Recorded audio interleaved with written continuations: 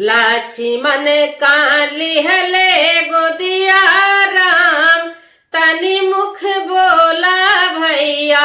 लक्ष्मण काली हले गोदिया राम तनि मुख बोला भैया।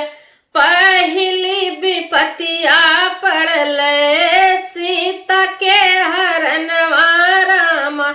पहली विपतिया पड़ले सीता के हरनवा रामा।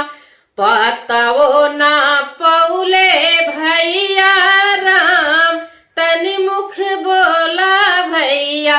पतवो ना पौले भैया राम तनि मुख बोला भैया। लक्ष्मण काली हले गोदिया राम तनि मुख बोला भैया।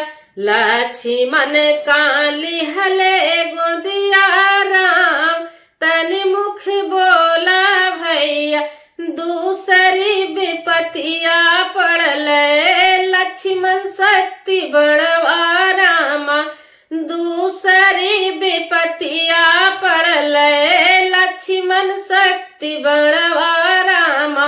सजीवन बूटी ना पौले हनुमान तनि मुख बोला भैया। सजीवन बूटी ना पौले हनुमान तनि मुख बोला भैया। लक्ष्मण काली हले गोदिया राम तनि मुख बोला भैया। लक्ष्मण काली हले गोदिया राम तनि मुख बोला भैया।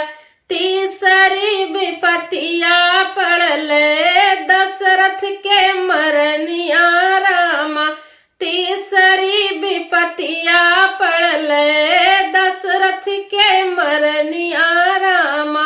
मुहवा देखे के नाही पौले भैया राम तनि मुख बोला भैया। मुहवा देखे के नाही पौले भैया राम तनि मुख बोला भैया।